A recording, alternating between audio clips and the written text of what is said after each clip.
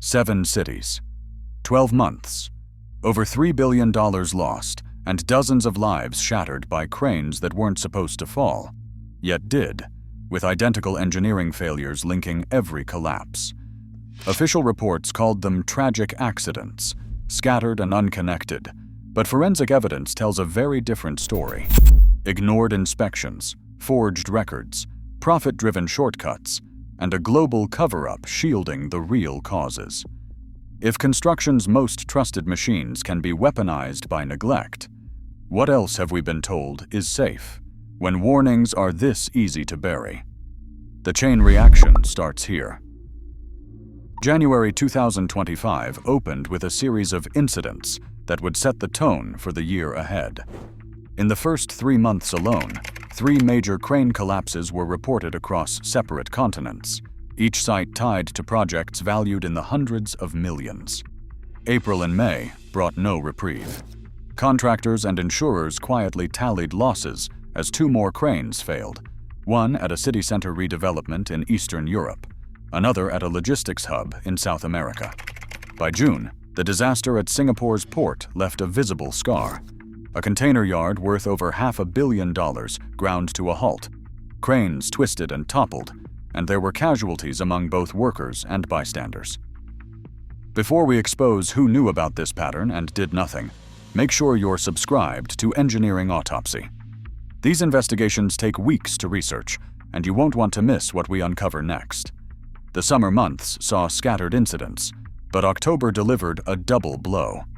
In Russia, a $92 million infrastructure project lost a tower crane during a routine lift, sending steel and debris crashing down on a crowded worksite. Just weeks later, in Everett, Massachusetts, an $800 million waterfront redevelopment was thrown into chaos when a barge-mounted crane collapsed into the Mystic River, halting construction and sparking multiple investigations. December did not close the year quietly. In Malaysia, a €1 billion power plant project suffered a catastrophic crane failure that destroyed months of work and left the site shuttered under government order. Days later, a New York City high-rise project saw its own tower crane break apart during an early morning lift, an event investigators would later call totally preventable. So who do you think deserves the most blame here? The manufacturers who cut corners on materials? The contractors who rushed timelines? Or the regulators who ignored every warning sign? Drop your take in the comments, because this goes deeper than any single company. 7 major collapses in 12 months. Losses exceeding $3 billion.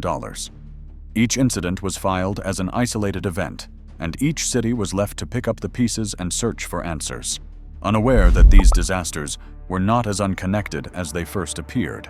If you want the complete forensic breakdown of any of these individual collapses, I've linked the full investigation on screen right now. And subscribe to Engineering Autopsy so the next investigation finds you before the next disaster does. Every structure tells a story, and every failure has something to teach us. Every collapse traced in 2025 began with a decision, and every decision had a name behind it. 4 roles appeared again and again in the records, each one holding a piece of the system that failed. The engineer stands at the front line. Charged with design calculations and safety reviews, their job is to spot tension anomalies, hairline cracks, or signs of corrosion before they become fatal. When a cable drifts out of tolerance, or a grout mix does not set as planned, it is the engineer who writes the warning. Sometimes those warnings come as red flag memos, sometimes as quiet notations in daily logs. Their authority, though, ends at the edge of the clipboard. Next is the inspector. Inspectors move from site to site, checking that what is built matches what is drawn. They log vibration readings, scan for moisture, and note every deviation from the plan. Their reports fill binders documenting each anchor, each pour, each cable tension check. But their findings are only as strong as what happens next. The analyst sits behind the scenes, piecing together patterns from a flood of data. They run simulations, compare inspection logs, and flag trends that could signal a deeper problem. When 5 sites show similar cable tension drift, or when corrosion patterns repeat, it is the analyst who connects the dots. Yet their conclusions often land in inboxes, waiting for someone with authority to act. Finally, the procurement official approves every material order, every substitution, every cost-saving change. When a project faces budget pressure, it is procurement who decides if a high-grade cable sleeve gets swapped for a cheaper alternative, or if a grout mix is changed to meet a deadline. Their signature is the last stop before materials arrive on site. Each of these roles has the power to stop a disaster, or let it through. The engineer warns, the inspector logs, the analyst analyzes, and the procurement official approves. When the chain breaks at any link, the consequences can be irreversible. Before we expose who knew about this pattern and did nothing, make sure you're subscribed to Engineering Autopsy. These investigations take weeks to research, and you won't want to miss what we uncover next. A memo dated November 14, 2024, landed on the desk of a project manager in Singapore. The language was precise. The warning was clear. Cable tension readings on the main tower crane showed a deviation outside the recommended range. The engineer's note read, "Monitor only. No action required at this time." That phrase, "monitor only," would appear again and again across projects from New York to Kuala Lumpur. Each time, it signaled a decision not to act. Inspection logs from December 2024 tell a similar story. In Russia, a field inspector documented abnormal vibrations in the crane's superstructure. The maintenance request was logged, then stamped for deferred review. In Everett, Massachusetts, a December 19th entry describes hairline cracks forming at the base of a waterfront crane. The recommendation was to postpone further investigation until after the New Year's holiday, citing limited site access during winter shutdown. Meeting minutes from a January 2025 contractor call in Malaysia show engineers raising flags about moisture intrusion and cold joints in the crane's anchorage. The discussion quickly shifted to upcoming festival closures and the need to keep the project on schedule. The final action item was to revisit the issue after the next major lift, unless conditions worsened.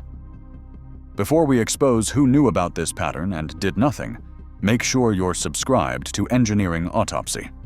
These investigations take weeks to research, and you won't want to miss what we uncover next. Across these sites, the pattern is unmistakable. Warnings about cable tension drift, grout curing, and early signs of corrosion were not missed. They were acknowledged, then systematically pushed downstream. Field inspectors and engineers did their jobs, logging anomalies and requesting follow-up. But the response from management was almost always the same: defer, delay, monitor, or wait for a more convenient time. Deferred alerts did not just slow down maintenance, they created a paper trail of inaction. Every memo, every inspection note, every meeting record became a record of warnings received and set aside. The technical language, "monitor only, defer to next review, pending further assessment," reads like a chorus of hesitation. Each decision bought a little more time for the schedule, but at the cost of mounting risk. By the time the first cranes began to fail, the warnings were buried beneath months of paperwork. The logs show a system that did not fail to detect danger. It failed to respond. And in every case, the paper trail was there for anyone willing to look closely enough. So who do you think deserves the most blame here? The manufacturers who cut corners on materials, the contractors who rushed timelines, or the regulators who ignored every warning sign? Drop your take in the comments, because this goes deeper than any single company. If you want the complete forensic breakdown of any of these individual collapses, I have linked the full investigation on screen right now. And subscribe to Engineering Autopsy so the next investigation finds you before the next disaster does. Every structure tells a story, and every failure has something to teach us. At each collapse site, forensic teams arrived to find a disturbingly familiar set of physical clues. The first marker was incomplete grout fills deep inside crane anchorages. Core samples from 4 different projects revealed voids ranging from 18 to 35%, leaving critical steel exposed to the elements. In some labs, cross-sections showed entire pockets where grout had never reached, a silent invitation for water and air to work their way toward the steel. Next came the cable tension data. Records pulled from monitoring systems and maintenance logs showed cable forces drifting well outside their design bands, sometimes by more than 10%.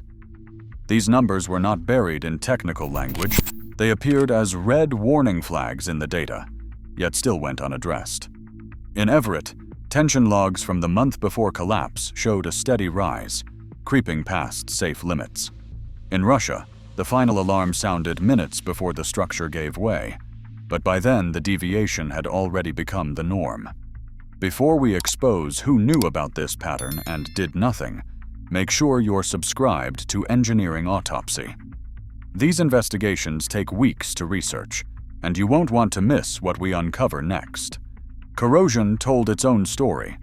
Metallurgical analyses from Everett, Singapore, and Malaysia revealed the same pattern: deep localized pitting along cable strands and anchor rods. Chloride ions, carried in by moisture, had eaten through protective layers, forming pits that acted as crack starters. Under the microscope, the damage was unmistakable: jagged edges, branching fissures, and the signature gray halo of chloride attack. In one case, the corrosion had advanced so far that less than 2/3 of the original cross-section remained at the fracture point. Concrete samples brought yet another warning to light. 6 of the 7 failures showed evidence of cold joints, weak planes where rushed construction forced fresh concrete against material already beginning to set. Petrographic slides revealed microcracks running straight along these interfaces, providing easy paths for water and chlorides to seep in. Engineers reviewing the lab results noted that these cold joints lined up almost perfectly with the locations where anchors tore free or base plates shifted under load.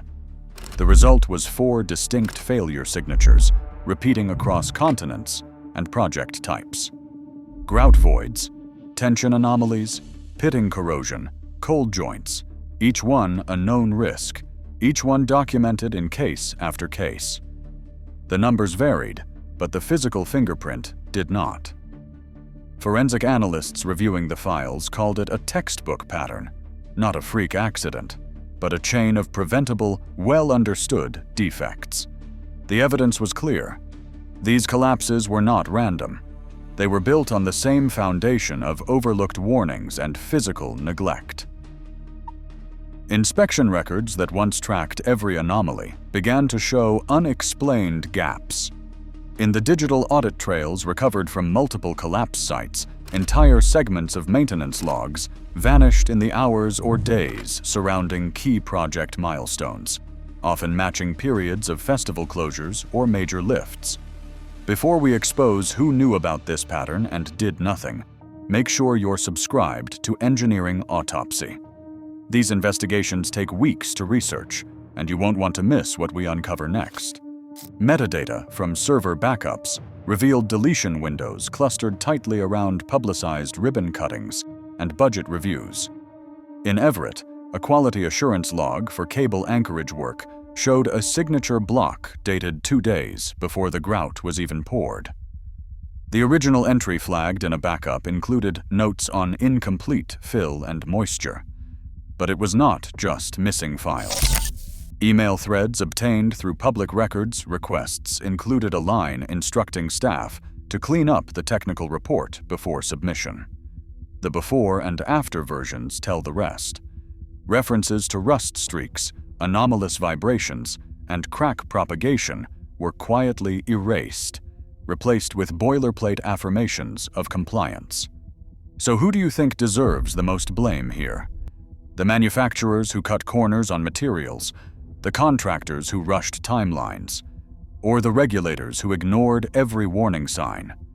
Drop your take in the comments, because this goes deeper than any single company. What began as negligence now looked like a coordinated effort to remove evidence of risk, just as the cost of fixing it became inconvenient. If you want the complete forensic breakdown of any of these individual collapses, I've linked the full investigation on screen right now. And subscribe to Engineering Autopsy so the next investigation finds you before the next disaster does.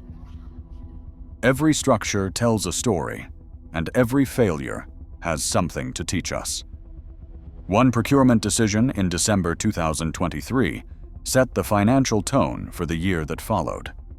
An internal ledger reviewed by investigators shows approval of a material substitution for cable protection sleeves, switching from high-grade imports to a cheaper locally sourced product. The justification was cost savings, and the numbers were clear: a 22% reduction in material expenses for the crane division alone. Within days of approval, payment records show funds redirected to new vendors, with invoices processed at a pace that bypassed the usual technical review. The procurement official's signature appears on every key document authorizing the change as a routine efficiency. But that efficiency came at a price, one that became visible only after the collapses began. The financial trail does not end at the order forms. Over the next quarter, the same ledger shows a ripple effect: budget surpluses reallocated to unrelated accounts, and bonus pools padded in departments far from the construction site. The motive was never hidden: protect the bottom line, no matter what risks were introduced along the way. The same manufacturers surfaced in investigation after investigation, their logos stamped on collapsed towers from Singapore to Everett. Patent abstracts filed as early as 2022 spelled out the risks: corrosion at anchor points, moisture-driven failures, and the need for better sealing and grout integrity. These documents did not just outline solutions. They laid bare the vulnerabilities already present in their existing designs.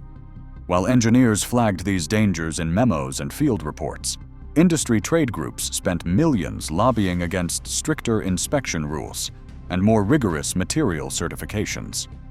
Insurance companies, facing billions in claims, quietly settled most cases with confidentiality clauses, sidestepping any admission of systemic design flaws. Public statements from manufacturers and associations insisted the 2025 collapses were isolated, the work of outliers, despite forensic evidence showing the same failure modes across continents. The incentive to treat each disaster as a one-off ran deep, because admitting a pattern could trigger recalls, retrofits, or criminal investigations. So who do you think deserves the most blame here? The manufacturers who cut corners on materials, the contractors who rushed timelines, or the regulators who ignored every warning sign? Drop your take in the comments, because this goes deeper than any single company. Across construction sites worldwide, projects in 2026 are already showing warning signs that echo the disasters from 2025. Regulatory reforms have been uneven. Some countries now require real-time cable monitoring on new mega-projects, but many regions still rely on outdated inspection routines. Before we expose who knew about this pattern and did nothing, make sure you're subscribed to Engineering Autopsy. These investigations take weeks to research, and you won't want to miss what we uncover next. Internal alerts from engineers in South Asia and the Middle East describe cable tension anomalies and moisture penetration in cranes currently in service. Procurement files from a coastal energy terminal reveal approved material substitutions, repeating the same shortcuts that led to previous failures. So who do you think deserves the most blame here? The manufacturers who cut corners on materials, the contractors who rushed timelines, or the regulators who ignored every warning sign? Drop your take in the comments, because this goes deeper than any single company. While a handful of jurisdictions have adopted continuous digital monitoring, Most active sites flagged for tension drift or incomplete grout fills continue operating with only periodic checks. The gaps in oversight remain, leaving major builds exposed to the same risks that brought down 7 cranes in 12 months. If you want the complete forensic breakdown of any of these individual collapses, I've linked the full investigation on screen right now. And subscribe to Engineering Autopsy so the next investigation finds you before the next disaster does. Every structure tells a story, and every failure has something to teach us. 3 countries have now opened criminal investigations into the failures of 2025, targeting not just site managers, but also executives who authorized material substitutions and ignored inspection anomalies. In some jurisdictions, new laws require that every inspection and maintenance log be recorded in an unalterable digital system. No more backdating, and no more deleted entries when schedules slip or budgets tighten. These mandates grew out of public outrage and the realization that paper trails alone could be too easily rewritten. Legal filings from families and workers' unions are pressing courts to hold both companies and regulators accountable for years of deferred warnings and sanitized reports. The push for unalterable records and criminal liability marks a turning point. Oversight can no longer be an afterthought. If you want the complete forensic breakdown of any of these individual collapses, I've linked the full investigation on screen right now. And subscribe to Engineering Autopsy so the next investigation finds you before the next disaster does. Every structure tells a story, and every failure has something to teach us. Right now, across the world, new cranes rise on old foundations, sometimes with the same shortcuts and silenced alarms. The US still sees dozens of crane-related deaths every year, and fragmented oversight remains the rule, not the exception. Until safety outweighs profit in every boardroom, the next collapse is not a question of if, but when. Every warning ignored is a lesson set to repeat. If you want the complete forensic breakdown of any of these individual collapses, I've linked the full investigation on screen right now. And subscribe to Engineering Autopsy so the next investigation finds you before the next disaster does. Every structure tells a story, and every failure has something to teach us. Let me know your thoughts below.